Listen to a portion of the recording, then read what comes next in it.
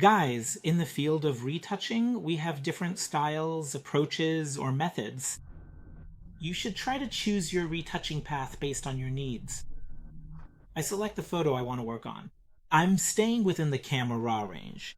I am going to carefully reduce the specific part related to my shadows just a little bit to improve the balance. After that, my high-resolution image opens up directly within the Adobe Photoshop workspace for further editing and refinement. First of all, I press Ctrl-J to make a copy so I can compare it with my original image later. The first layer I create is dedicated to the Liquify filter. I start by slightly reducing the area around the pupil. I also make this part a bit smaller. In the end, if any parts of this circle haven't been properly captured or don't have the right shape and form, I try to fix those areas as well. After I do this, I move on. I go to the area related to the cheeks. Of course, in this image, the errors that exist in this part too. I try to fix them as well. If there is any damage to the teeth, we try to fix it using Liquify as well. The advancement of technology goes hand in hand with the advancement of software. We can control a lot of areas using a new feature called Face Tool that has been added. I change the volume of the face a bit, make the forehead a little higher, and also shorten the forehead a bit. I take that into account. I go back to the forward warp tool again, and also adjust the part related to the hair parting a bit. Actually, in the Liquify section, if you need to make a shift and you don't want that shift to affect other areas, you can easily use the freeze mask option. This feature allows you to select the areas that you don't want to be affected by your changes. For example, I select this area, and now I move the part related to the eyebrow a bit, or I want to fix the droopiness that exists in the eye. Again, I use the freeze mask section and select this area. And I do it very easily. With a larger brush size, I move this part up a little. Okay, and finally, we can actually remove or erase these areas. I zoom out my image again and compare it once more with my original image. At this stage, I start removing pimples, moles, or blemishes that are damaging to my image. They are harmful. I start from the hair area and use the Spot Healing Brush tool with the Content Aware option. Guys, I removed the stray hairs that were between the hair or had come onto the face. Since I'm going to do this on a separate layer, guys, I definitely need to enable the Sample option.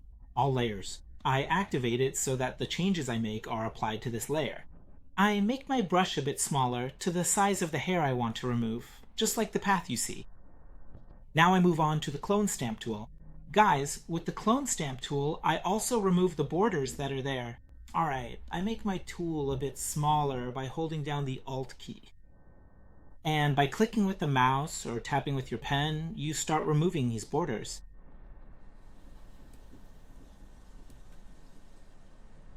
I had a border here, and there was another border in this section.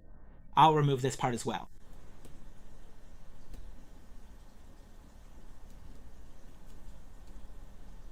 Basically anywhere there's an intersection, and it causes your pixels to actually have their colors fade, so we remove those borders. Now I simply use my patch tool, select the area I want, and now, very easily, by clicking, dragging, and moving, I can edit and modify my desired area, which makes my work much easier. After I do this, I move on to the larger pimples and blemishes and remove those areas. I activate the Stalk tool. I get a bit closer and start removing the larger pimples and blemishes. Alright, I continue doing this. I remove a few of the pimples that are on the nose, in these areas. The more carefully you do this step, the easier your work will be in the next steps. These are the areas related to the box. You don't need to remove all of these areas.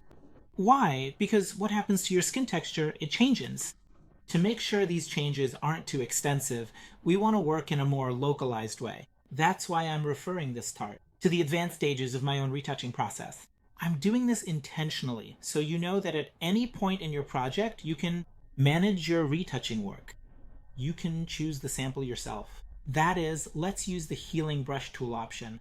What does the healing option do? It's exactly like the clone stamp tool for sampling. The difference is that not only does it move the sample or the desired texture, but it also intelligently adapts itself to the specific color and lighting conditions of the new environment. First, hold down the Alt key on your keyboard, carefully select your desired sample area, and then, by simply clicking and dragging your mouse, the software itself will automatically begin to blend the pixels. It adapts that selected area to the color and lighting of your new environment. There are some other areas as well, and I'll start working on those too, to correct them. Up to this point in our work, we can achieve this result by using the keyboard shortcut combination of Ctrl plus Alt plus Shift plus E on your keyboard. This specific command allows us to merge all visible layers into a new one. We need 2 layers. One layer is related to the texture, and the other is for the non-texture layer. I make another copy from the last layer I created. Guys, make sure to name them. Name the lower layer Blur and the upper layer Texture. I disable the upper layer. I enable the lower layer. It's really easy to remove the blur from the textures. Within the filter menu, I carefully select the blur option. If your specific image is more of a close-up shot, then your blur value should definitely be set higher. Conversely, the farther away your image subject is, the blur value should be reduced accordingly to maintain a natural look. Now, in the blur layer, I've removed the texture. Now I'm going to remove the blur from the texture layer as well. I select the texture layer. I go to the Image menu and choose Apply Image. From among my various available layers, I carefully select the blur option. Then, from the extensive list of blending modes, I will choose the soft light setting. And 128. Okay, I confirm it. I select the linear light option. If I turn off these 2 layers, there's no difference from my original layer. We disable the texture so we can work on the underlying layers. I create a new layer. The layer I created is between the blur area and my texture. My texture layer is also disabled. I go to the Mixer Brush Tool option, which is a subset of my brush tool. Your first brush causes your foreground color to be included in your brush set. Since we don't actually need this color, we disable this section. I select the Custom option and set all the options from Wet to Flow to a value between 25 and 30. The Sample All Layers option. You must make sure this is enabled as well. I go to the layer and select it. I've selected the mixer brush. Watch the movement of my hand. See, I'm starting to move exactly along the light paths. When I'm moving, if you look closely and I show you the before and after of the image, you'll see that those bumps you find undesirable are eliminated. Alright, I'm going to start working on these areas. Eliminating them isn't difficult. It just takes some experience. Look at this area. I have a bruise here. I want to soften and fix this bruise. See, I'm using the lighter area to help. I did it with a trick. I'm slowly transferring the light area to that dark area. By following this specific method, I am easily eliminating the deep shadows and darkness that exists. I carefully adjust the bright highlights, and here is a very helpful professional tip for you. If I want to move the dark areas or the highlights around to different spots, I can sample from the surrounding areas or use them for help and do this more easily. Areas that are sensitive, like around the eyes or the parts on the cheeks, I work carefully so I don't damage the facial contouring. Now guys, let's compare it with the original image. Let's see how much it's changed. I'm activating the texture layer, the before image and the image. After, let's see for myself, I'm deactivating the texture related part.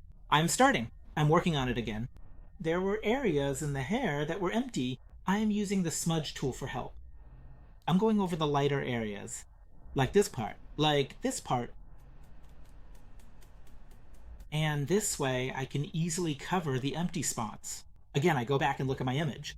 Now take a look at the before and after. I'll pause our project right here. I'm going to the project we were working on as an example and progressing with. I really want to achieve exactly the same result, so let's actually go ahead and do it. we don't always just focus our efforts solely on the face.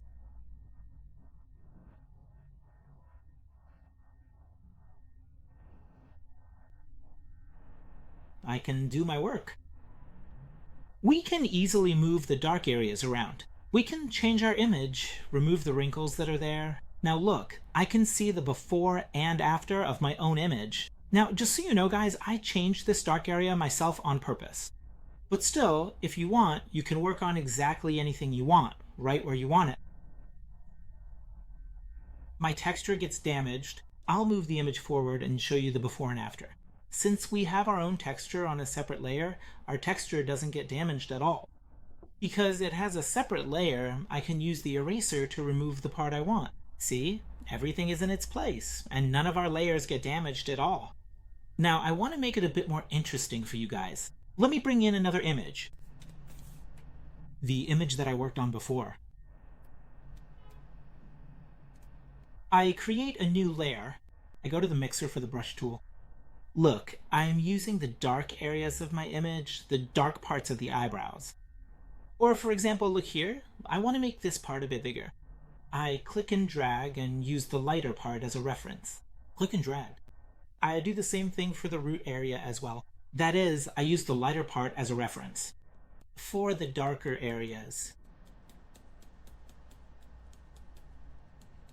Okay, I'll finish up this section too. Now I activate my texture layer. Let's see what happened. One by one, we brush the hair together. Look at the eyebrows. Look at the hair roots and their corresponding shadows.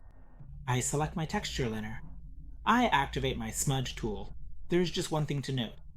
Now, if I want to make my adjustments, this is what happens. As soon as I click, I drag. Because my sample all layers option is active, it affects my skin, except for my texture layer. Other options also influence the sampling. To prevent this from happening, I go to the option. I deactivate my sample all layers option. Now, if there are any pimples or blemishes, I can easily remove that area by just clicking and dragging.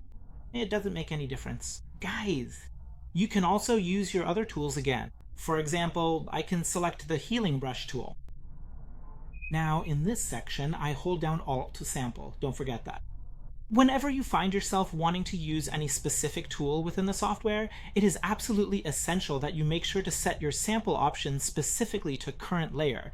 This setting effectively means that only your active texture layer should be considered active during the process, which is a crucial step to take so that your various other layers and background elements aren't accidentally affected or modified in any way while you work. These wrinkles make the eyes look less attractive. To make the eyes look more beautiful, we'll also remove these wrinkles at this stage. Now I'll show you again the before and after, so you can see the effect in the image.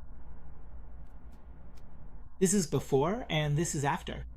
Guys, since we constantly need to activate and deactivate these three together, I select these three layers, and by pressing Ctrl G, I put them into a group, so that from now on, I can easily see the before and after with just one click.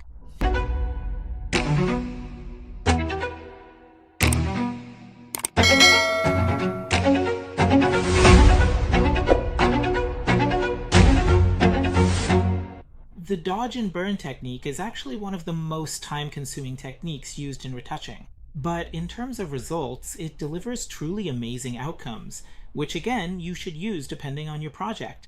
Of course, guys, I personally use a combination, meaning I proceed with frequency separation as well. Then, at the end of the process, I add my own dodge and burn technique to my subject. Like the image you're seeing now. For example, we've gotten to this point, and now I start adding and working with dodge and burn on certain parts of the face. Let me switch to another project and work from the beginning. I create a gray layer. To do this, I need to create a new layer. I go to the Layer menu, the first option, New Layer, with the shortcut Ctrl-Shift-N. Okay, the New Layer window opens for me. Guys, make sure to name it. Call it Dodge and Burn. Note that in the Modes section, we select the Soft Light mode. Let's fill our soft mid-tone layer with 50% grid. I click OK. To make our work easier, I use a helper layer. Navigate to the bottom of the Layers panel to open the Adjustment Layer menu, then carefully scroll through the list to select and activate the black and white option to instantly transform your image into a classic monochrome style. I make it a bit darker. How dark you make it is completely up to you. Basically, we go as far as needed so I can see the blemishes and spots on my portrait. For example, in this image, this level is enough for me. I activate my Dodge and Burn layer. I go to my tools, select the brush tool, and in the brush options bar, I set the flow option to the lowest value, which is 1. I click so that by default, black and white colors are selected. I can also switch between them using the X key. My foreground and background colors, meaning the top and bottom colors, I can switch in.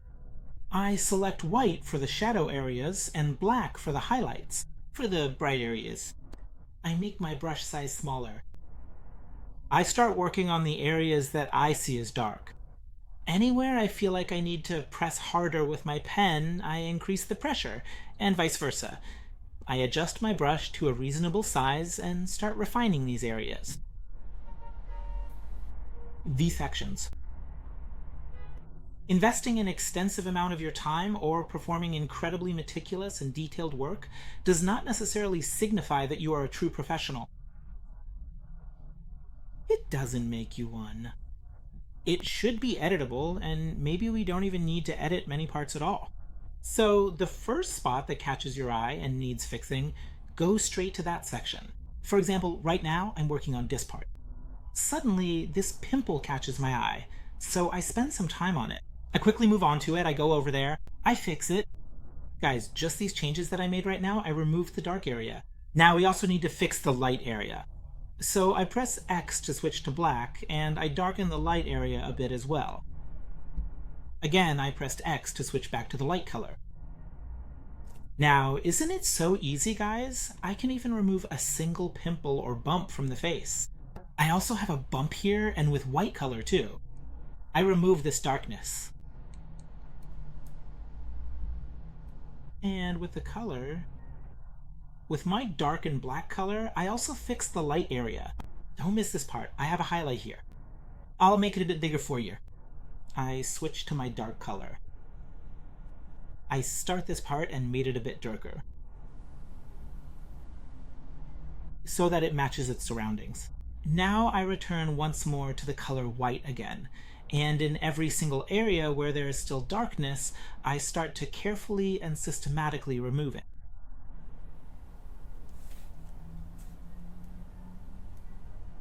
I deactivate my Dodge and Burn layer. I've also deactivated the Help layer and the black and white Help layer. Now, on my Dodge and Burn layer, I'll show you the before and after. Look here to see what has happened. Now, with this method, the spots you see here on the nose area can be handled perfectly without damaging the texture. It can really help you move your work forward. But guys, let me show you this same project that I had already retouched before. Here, I can see the before and after of my own project. Of course, not the final version, just the part related to Dodge and Burn.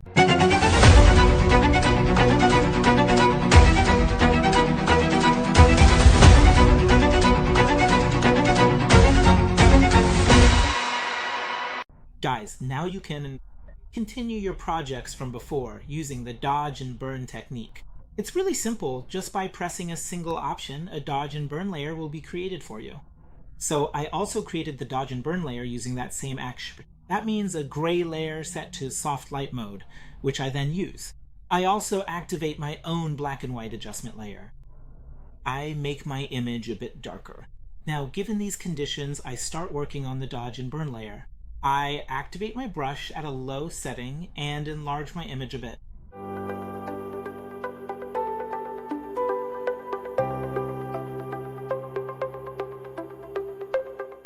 This is before and this is after. Take a look. I can easily fix those skin irregularities right at this stage. Just tidy them up, that's it. Guys, at the end of these videos, I'll also try to show you one or two of the retouches I talked about. I'll do them as a video. That's it. This is just so you can follow the process and not forget where we started, and see where we ended up and what the final result looks like.